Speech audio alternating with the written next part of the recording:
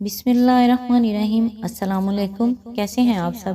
انشاءاللہ آپ سب بھی ٹھیک ہوں گے اور اللہ کی رحمتوں کے سائے میں ہوں گے۔ حضرت ابو ہریرہ رضی اللہ تعالیٰ عنہ سے روایت ہے کہ رسول اللہ صلی اللہ علیہ وآلہ وسلم مسجد میں تشریف لے گئے۔ اتنے میں ایک شخص آیا، اس نے نماز پڑھی، پھر نبی صلی اللہ علیہ وآلہ وسلم کو سلام کیا۔ آپ صلی اللہ علیہ وآلہ وسلم نے سلام کا جواب دیا اور فرمایا، جاؤ نماز پڑھ لو، تم نے نماز نہیں پڑھی۔ وہ واپس چلا گیا اور پھر اسی طرح نماز پڑھی جیسے پہلی نماز پڑھی تھی۔ پھر آیا اور نبی صلی اللہ علیہ وآلہ وسلم کو سلام کیا۔ آپ صلی اللہ علیہ وآلہ وسلم نے فرمایا، جاؤ نماز پڑھ لو، تم نے نماز نہیں پڑھی۔ 3 مرتبہ ایسا ہی ہوا۔ آخر اس نے عرض کیا، قسم اس ذات کی جس نے آپ کو سچ کے ساتھ بھیجا، میں اس سے اچھی نماز نہیں پڑھ سکتا، مجھے سکھلائیے۔ آپ صلی اللہ علیہ وآلہ وسلم نے فرمایا، تم جب نماز کے لیے کھڑے ہو جاؤ تو اللہ اکبر کہہ دینا، پھر آسانی سے جتنا قرآن تجھے یاد ہے اس کی تلاوت کر لو، پھر اچھی طرح سے رکوع کر لو، پھر سر اٹھا کر پوری طرح سے کھڑے ہو جاؤ، پھر اطمینان کے ساتھ سجدہ کر لو، پھر سجدے سے سر اٹھا کر اطمینان کے ساتھ بیٹھ جاؤ اور اسی طرح ساری نماز پڑھ لو۔ اللہ تعالی ہم سب کو اسی طرح نماز پڑھنے والا بنائے، آمین۔ آج انشاءاللہ سورۃ المائدہ کی آیت نمبر 6 سے سٹارٹ کریں گے۔ اعوذ باللہ من الشیطان الرجیم، بسم اللہ الرحمن الرحیم۔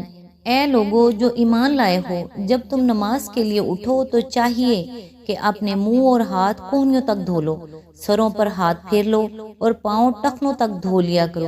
اگر جنابت کی حالت میں ہو تو نہا کر پاک ہو جاؤ۔ اگر بیمار ہو یا سفر کی حالت میں ہو یا تم میں سے کوئی شخص رفع حاجت کر کے آیا یا تم نے عورتوں کو ہاتھ لگایا ہو اور پانی نہ ملے تو پاک مٹی سے کام لو، بس اس پر ہاتھ مار کر اپنے منہ اور ہاتھوں پر پھیر لیا کرو۔ اللہ تم پر زندگی کو تنگ نہیں کرنا چاہتا، مگر وہ چاہتا ہے کہ تمہیں پاک کرے اور اپنی نعمت تم پر تمام کر دے، شاید کہ تم شکر گزار بنو۔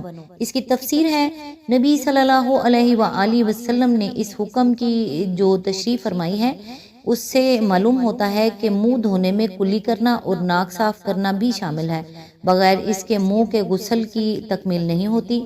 اور کان چونکہ سر کا ایک حصہ ہیں، اس لیے سر کے مسح میں کانوں کے اندرونی و بیرونی حصوں کا مسح بھی شامل ہے۔ نیز وضو شروع کرنے سے پہلے ہاتھ دھو لینے چاہیے تاکہ جن ہاتھوں سے آدمی وضو کر رہا ہو وہ خود پہلے پاک ہو جائیں۔ جنابت خواہ مباشرت سے لاحق ہوئی ہو یا خواب میں مادہ منویہ خارج ہونے کی وجہ سے، دونوں صورتوں میں غسل واجب ہے۔ اس حالت میں غسل کے بغیر نماز پڑھنا یا قرآن کو ہاتھ لگانا جائز نہیں۔ جس طرح پاکیزگی نفس ایک نعمت ہے، اسی طرح پاکیزگی جسم بھی ایک نعمت ہے۔ انسان پر اللہ کی نعمت اسی وقت مکمل ہو سکتی ہے جبکہ نفس و جسم دونوں کی طہارت و پاکیزگی کے لیے پوری ہدایت اسے مل جائے۔ آیت نمبر 7، اللہ نے تم کو جو نعمت عطا کی ہے اس کا خیال رکھو اور اس پختہ عہد و پیمان کو نہ بھولو جو اس نے تم سے لیا ہے، یعنی تمہارا یہ قول کہ ہم نے سنا اور اطاعت قبول کی۔ اللہ سے ڈرو، اللہ دلوں کے راز تک جانتا ہے۔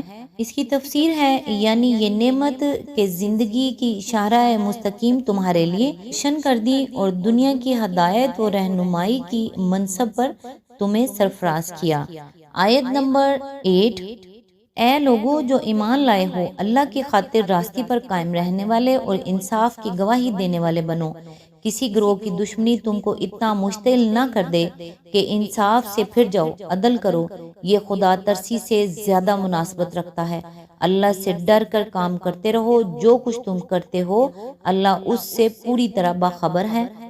آیت نمبر 9، جو لوگ ایمان لائیں اور نیک عمل کریں، اللہ نے ان سے وعدہ کیا ہے کہ ان کی خطاؤں سے درگزر کیا جائے گا اور انہیں بڑا اجر ملے گا۔ آیت نمبر 10، رہے وہ لوگ جو کفر کریں اور اللہ کی آیات کو جھٹلائیں تو وہ دوزخ میں جانے والے ہیں۔ آیت نمبر 11، اے لوگو جو ایمان لائے ہو، اللہ کے اس احسان کو یاد کرو جو اس نے ابھی حال میں تم پر کیا ہے، جبکہ ایک گروہ نے تم پر دست درازی کا ارادہ کر لیا تھا مگر اللہ نے ان کے ہاتھ تم پر اٹھنے سے روک دیے۔ اللہ سے ڈر کر کام کرتے رہو، ایمان رکھنے والوں کو اللہ ہی پر بھروسہ کرنا چاہیے۔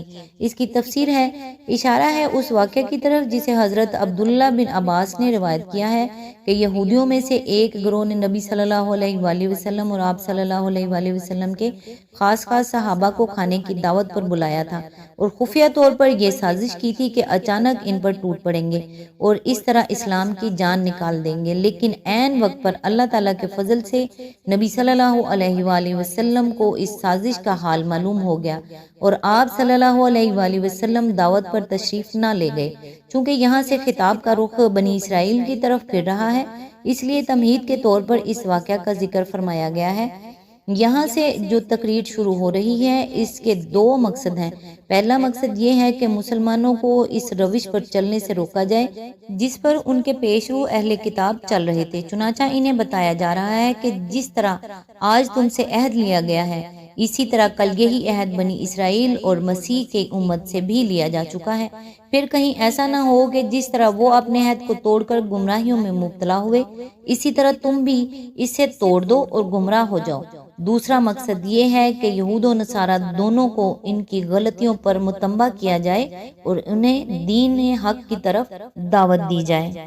آیت نمبر 12، اللہ نے بنی اسرائیل سے پختہ عہد لیا تھا اور ان میں سے 12 نقیب مقرر کیے تھے اور ان سے کہا تھا کہ میں تمہارے ساتھ ہوں اگر تم نے نماز قائم رکھی اور زکوٰۃ دی اور میرے رسولوں کو مانا اور ان کی مدد کی اور اپنے خدا کو اچھا قرض دیتے رہے تو یقین رکھو کہ میں تمہاری برائیاں تم سے زائل کر دوں گا اور تم کو ایسے باغوں میں داخل کروں گا جن کے نیچے نہریں بہتی ہوں گی، مگر اس کے بعد جس نے تم میں سے کفر کی روش اختیار کی تو در حقیقت اس نے سوا السبیل گم کر دی۔ اس کی تفسیر ہے، نقیب کے معنی نگرانی اور تفتیش کرنے والے کے ہیں۔ بنی اسرائیل کے 12 قبیلے تھے اور اللہ تعالیٰ نے ان میں سے ہر قبیلے پر ایک ایک نقیب خود اسی قبیلے سے مقرر کرنے کا حکم دیا تھا تاکہ وہ ان کے حالات پر نظر رکھے اور انہیں بے دینی و بد اخلاقی سے بچانے کی کوشش کرتا رہے۔ بائبل کی کتاب گنتی میں 12 سرداروں کا ذکر موجود ہے، مگر ان کی وہ حیثیت جو یہاں لفظ نقیب سے قرآن میں بیان کی گئی ہے بائبل کے بیان سے ظاہر نہیں ہوتی۔ بائبل انہیں صرف رئیسوں اور سرداروں کی حیثیت سے پیش کرتی ہے اور قرآن ان کی حیثیت اخلاقی اور دینی نگران کار کی قرار دیتا ہے، یعنی جو رسول بھی میری طرف سے آئیں ان کی دعوت پر اگر تم لبیک کہتے اور ان کی مدد کرتے رہے، یعنی خدا کی راہ میں اپنا مال خرچ کرتے رہے، چونکہ اللہ تعالیٰ اس ایک ایک پائی کو جو انسان اس کی راہ میں خرچ کرے گا کئی گنا زیادہ انعام کے ساتھ واپس کرنے کا وعدہ فرماتا ہے۔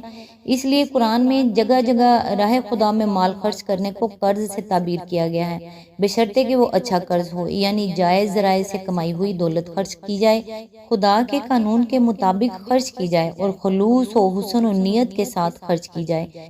کسی سے اس کی برائیاں زائل کر دینے کے دو مطلب ہیں، ایک یہ کہ راہ راست کو اختیار کرنے اور خدا کی ہدایت کے مطابق فکر و عمل کی صحیح طریقے پر چلنے کا لازمی نتیجہ یہ ہوگا کہ انسان کا نفس بہت سی برائیوں سے اور اس کا طرز زندگی بہت سی خرابیوں سے پاک ہوتا چلا جائے۔ دوسرے یہ کہ اس اصلاح کے باوجود اگر کوئی شخص بحیثیت مجموعی کمال کے مرتبے کو نہ پہنچ سکے اور کچھ نہ کچھ برائیاں اس کے اندر باقی رہ جائیں تو اللہ تعالیٰ اپنے فضل سے ان پر مواخذہ نہ فرمائے گا اور ان کو اس کے حساب سے ساقط کر دے گا، کیونکہ جس نے اساسی ہدایت اور بنیادی اصلاح قبول کر لی ہو اس کی جزئی اور ضمنی برائیوں کا حساب لینے میں اللہ تعالیٰ سخت گیر نہیں، یعنی اس نے سواء السبیل کو پا کر بھی کھو دیا اور وہ تباہی کے راستوں میں بھٹک نکلا۔